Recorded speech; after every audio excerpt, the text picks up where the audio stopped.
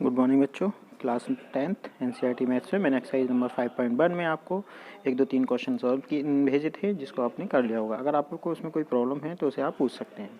ठीक है, आज हम उसी का क्वेश्चन नंबर 4 हल करेंगे, जिसमें लिखा है निम्नलिखित में से कौन से एपी का मतलब अर्थमेटिकल प्रोग्रेस, जिसको हम कहते हैं समांतर श्रेणी है। यदि एपी है तो इसका सार्वंतर ज्ञात कीजिए। सार्वंतर का मतलब है सभी का अंतर। ठीक है, तो सबसे पहले हमें ये ज्ञात करना है कि ये समांतर श्रेणी है या नहीं है।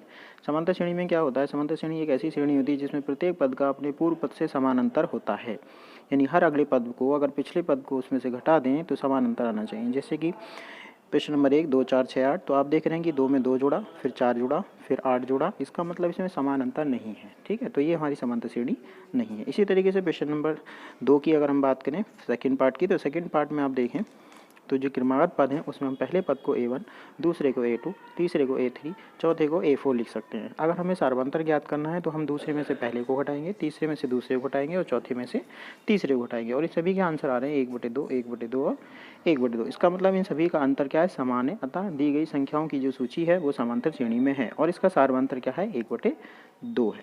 ठीक है, अगर इससे अगला पद आपको ज्ञात करना है तो उसमें हम 1/2 जोड़ते चले जाएंगे और उससे अगले पद ज्ञात हो जाएंगे।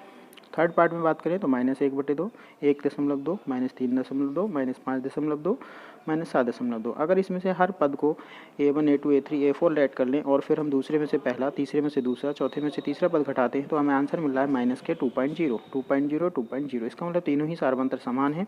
इसका मतलब ये समांतर श्रेणी है। इसी तरीके से आपको फोर्थ पार्ट में और फिफ्थ पार्ट में सभी में इसी तरीके से चेक करके देखना है कि ये समांतर श्रेणी में है या नहीं है। अगर आपको इसमें कहीं भी कोई प्रॉब्लम होती है तो आप कमेंट्स करके पूछ सकते हैं। ये सॉल्यूशन आप अपनी कॉपी में नोट कर लेंगे। ठीक है, और इसको ध्यान से समझेंगे।